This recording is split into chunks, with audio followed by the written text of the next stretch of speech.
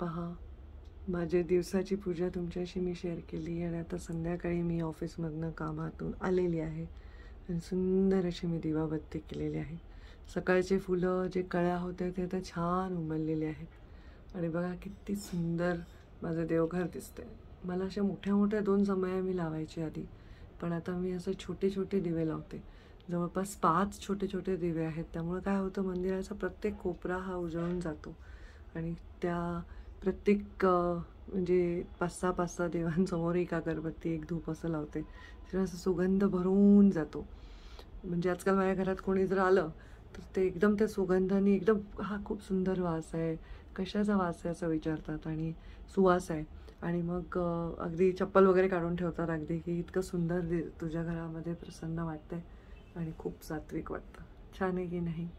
माझा संध्याकाळचा देवघर, देवाचा संध्याकाळचा शुभंकरोती वगैरे झालेली आहे. तुळशीसमोर पण मी दिवा लावलेला आहे. बघा तिथे धूप पण माझी चालू आहे. धूप खूप दूर करतं म्हणून मी थोडी बाजूला ठेवलेली आहे आणि खूप छान असं माझं.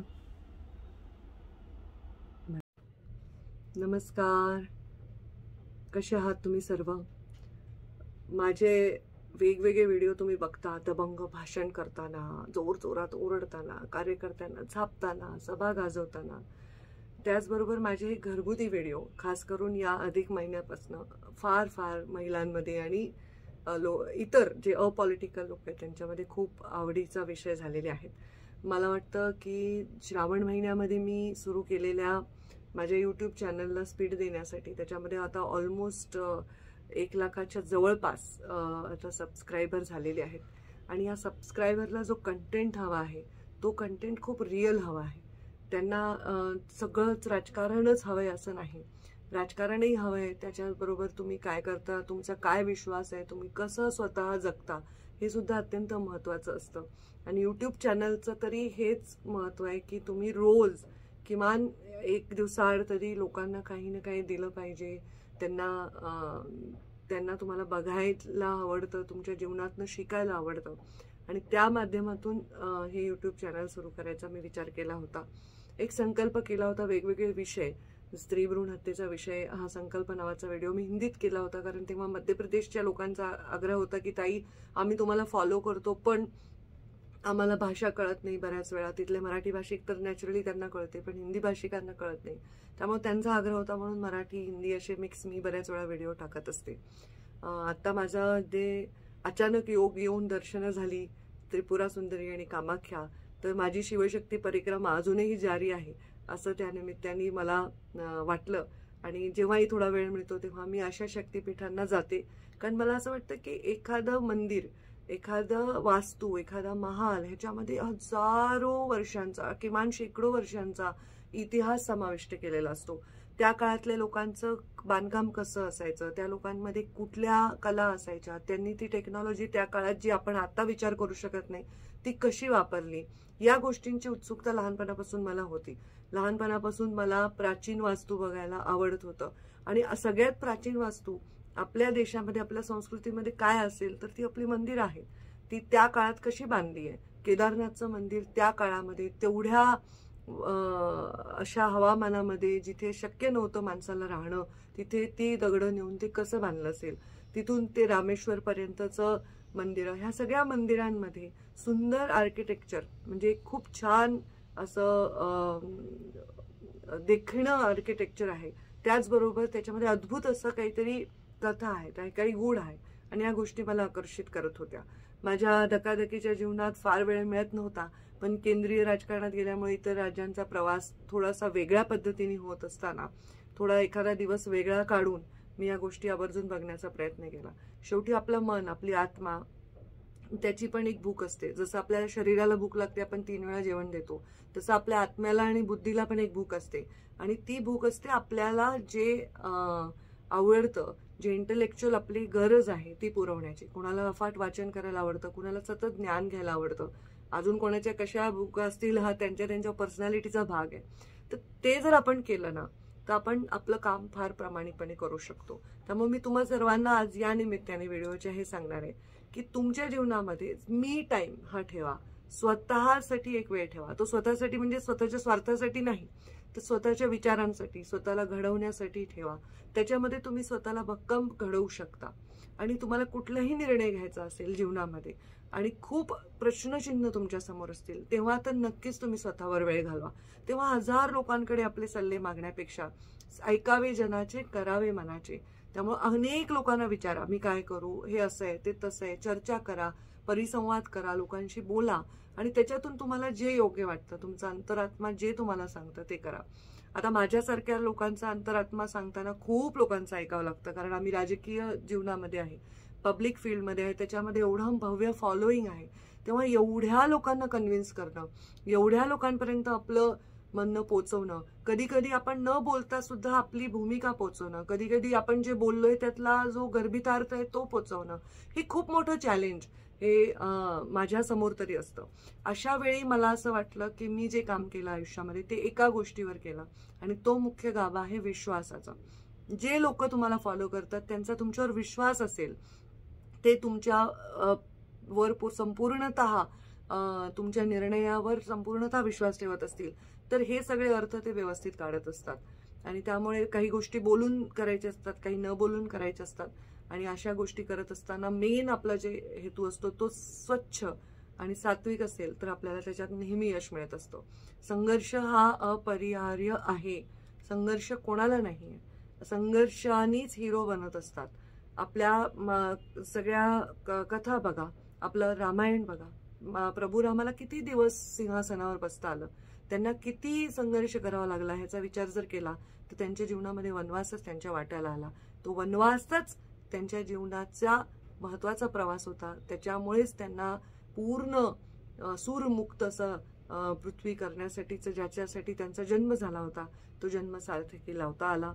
तसंच महाभारतामध्ये सुद्धा जे पांडव होते त्यांना वनवास झाला, त्यांना त्रास झाला, त्यांना संघर्ष झाला, अत्यंत कलियुगाच्या अवहेलना त्या काळातल्या नायकांना नायिकांना भोगाव्या लागल्या. पण त्याच्यातूनही धर्मस्थापना करण्याचा जो त्यांचा संकल्प होता तो पूर्ण करताना त्यांना खूप संघर्षातून जावं लागलं. संघर्ष हा असतो आणि प्रत्येक जण हा जगाचा हिरो बनण्यासाठी आलेला नसतो. कोणी आपल्या घरातला हिरो असतो, कोणी आपल्या गल्लीतला हिरो असतो, कोणी आपल्या गावातला असतो, कोणी जिल्ह्यातला असतो, कोणी जगाचा असतो, कोणी आपल्या परिवाराचा हिरो असतो.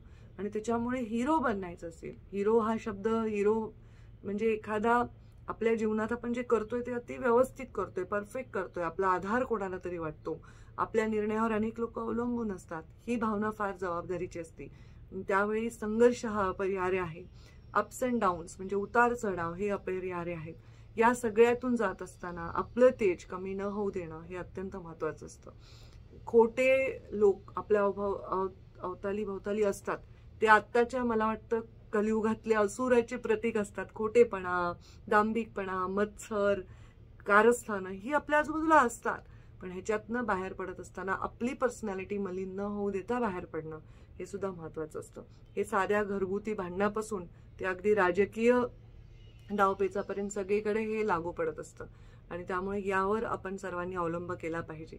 जेव्हाही आपल्याला कधीही प्रश्न पडतो की आपण काय करावं, तेव्हा आपण शांतपणे बसलं पाहिजे, आपल्या अंतर्मनात झाकून बघितलं पाहिजे. आपल्या अंतर्मनामध्ये ईश्वराचा वास आहे, अंतरात्म्यामध्ये ईश्वराचा वास आहे.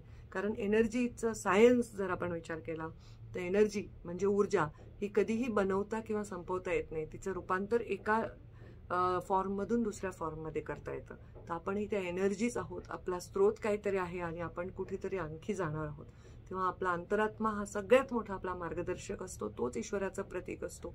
त्याच्यावर चढलेली व्यसनांची, व्यवहाराची, त्याच्यावर चढलेली कुठेतरी आपल्या अपेक्षांची, आपल्या वासनांची जी धूळ असते ती बाजूला करून आपण जर अंतरात्म्यामध्ये झाकून बघितलं तर आपल्याला योग्य निर्णय नेहमी सापडत असतात. तर कधीही तुम्हाला निर्णय घ्यायचा असेल तर शांत डोळे मिटून बसा, सर्वांचं ऐका आणि मग एकांतात जाऊन आपल्या अंतरात्म्याचे आवाज जरूर ऐका. कारण कधी कधी ह्या गलगलाटामध्ये अंतरात्म्याचा आवाज आपल्याला ऐकता येत नाही. तुम्ही मला विचाराल की ताई तुम्ही अंतरात्म्याचा आवाज ऐकता का, तर मी हो जरूर ऐकते. माझ्या जीवनामध्ये मी 95% वेळा मी अंतरात्म्याचा आवाज ऐकते. कधी कधी मला सुद्धा एवढ्या गलगलाटामध्ये मला अंतरात्म्याचा आवाज ऐकू येत नाही, तेव्हा माझेही निर्णय चुकतात. मी सुद्धा धडपडते, मी सुद्धा अडखळते, मी सुद्धा चुकते. मी तर एवढी मोठी नाही की मी चुकणं म्हणजे काहीतरी मोठं आहे. मीही नॉर्मल माणूस आहे. पण मी अशी माणूस आहे की जिच्या मागे 10 लोकांचा विश्वास आहे आणि ती माझी जबाबदारी आहे. माझ्यापेक्षा असे लोक आहेत ज्यांच्यावर माझा विश्वास आहे, ती त्यांची जबाबदारी आहे. हे एक चक्र आहे. आणि त्याच्यामुळे तुम्ही सर्व कधी निर्णय घेताना आपल्या अंतरात्म्याचा निर्णय ऑफकोर्स पवित्र भावनेने घ्या, अत्यंत निस्वार्थ भावनेने घ्या. त्याच्यातून तुम्हाला मार्ग सापडेल आणि प्रत्येक संघर्षातून मार्ग सापडतच असतो असं मला वाटतं. तर आज खूप दिवस झाले ताई तुम्ही वेगळा काही व्हिडिओ दिला नाही. तुमचे संघर्ष यात्रेचे व्हिडिओ येत आहेत, तुमच्या जुन्या सभांचे व्हिडिओ येत आहेत, इंटरव्ह्यूज येत आहेत. अशी भावना बऱ्याच लोकांनी मला व्यक्त केली, व्हॉट्सॲपवरून वगैरे मेसेज केला. ताई खूप दिवसात पूजा नाही दाखवली. मला वाटलं रोज रोज पूजा दाखवली तर तुम्ही म्हणताल आता ताई काय सगळं सोडून पूजाच करत बसल्यात की काय. तर तो माझ्या रुटीनचा एक भाग आहे, तो माझ्या जीवनशैलीचा एक भाग आहे, जो पूर्वी नव्हता तो आता जास्त वाढलेला आहे आणि त्याच्यातनं मला शक्तीच मिळत आहे. माझा अंधश्रद्धेवर विश्वास नाही, पण माझा श्रद्धेवर विश्वास आहे. श्रद्धा ही एकमेव भावना आहे जी माणसाला जनावरापेक्षा वेगळं करते. आणि आपण आपल्या जनावरातही जर नीट पाहिलं तर आपले जे गायी आहेत, आपल्या घरी पाळलेले जनावर आहेत, इव्हन आपण एखादा शेतकऱ्याचा बैल आहे, आपल्या घरी पाळलेलं एखादं श्वान आहे, त्याच्यात सुद्धा आपण जर नीट पाहिलं तर त्याला पण आपल्याविषयी प्रेम असतं, श्रद्धा असते. पण माणूस हा श्रद्धेमुळे हा इतर प्राण्यांपेक्षा वेगळा असतो. त्याची कोणावर तरी श्रद्धा असली पाहिजे, त्याची किमान विचारांवर, त्याची किमान तत्वांवर तरी श्रद्धा असली पाहिजे आणि मग तो चांगलं जीवन जगू शकतो असं माझं मत आहे. आणि मी त्याच्यावर जगण्याचा 100% प्रयत्न करते. त्याच्यातलं तुम्हाला काही शिकण्यासारखं असेल तर ते घ्या, शिकण्यासारखं नसेल तर नका घेऊ. फक्त मी जे आपला प्रयास केला आहे त्याचा सन्मान आपण सर्व करा. कारण माणसाची गोष्ट अशी असते की ती गाढवाची एक गोष्ट आहे. मी लहानपणी आमच्या धडा होता आम्हाला मराठी पुस्तकात की एक माणूस आपल्या मुलाला घेऊन जातोय, तो गाढवावर मुलाला बसवला तरी लोक त्याला ओरडतात, गाढवाला रिकामं ठेवलं तरी बसवतात, दोघं बापलेक बसले तरी लोक त्यांना बोलतात, तर गाढवाला पाठीवर घेतलं तरी त्यांना लोक बोलतात. तर लोक काय बोलतात याचा ते कशा हेतूने बोलतात याचा जर विचार केला तर बऱ्याच गोष्टी सहज आणि सुलभ होतात. खास करून स्त्रियांना हा प्रवास फार सोपा नसतो, कारण स्त्रीला ज्ञान आहे आणि तिने जर ते दाखवलं अगदी नम्रपणे तरी लोकांना ते फारसं आवडत नसतं आणि मग ते त्याला कुठलं तरी झालर लावत असतात की तिला अहंकार आहे किंवा काय आहे. त्यामुळे स्त्रीचा प्रवास आत्ताच्या काळात हा फार कठीण आहे. अशा प्रवास करत असताना तिने फक्त मागे वळून पाहावं आणि त्या सगळ्यांनी स्त्री म्हणून तिला जज करणाऱ्यांनी पण मागे वळून पाहावं. जेव्हा जेव्हा संकट आलेलं आहे या जगावर तेव्हा स्त्री शक्तीने ते संकट सोडवलेलं आहे. अगदी शिवाला सुद्धा शक्तीचं आवाहन करावं लागलेलं आहे आणि त्याच्यामुळे ही शक्ती ही फक्त सात्विक विचार, पवित्र विचार आणि अत्यंत निस्वार्थ विचारांनी जागृत होऊ शकते. असं आज मी तुम्हाला ज्ञान दिलेलं आहे. अत्यंत राजकारणाच्या पलीकडचा विषय आहे, पण खूप लोकांचे प्रश्न असतात. त्या प्रश्नांना सोबत घेऊनच एक 8-10 दिवसात माझ्या मनात एखादा विषय येतो. तर पूर्वी तो मी लिहायचे, आता बोलायला YouTube सारखं सुंदर मला माध्यम आहे. माझे हे भाव आपल्याला चांगले वाटले तर घ्या, वाईट वाटले तर सुधारणा मी नक्की करण्याचा प्रयत्न करेन.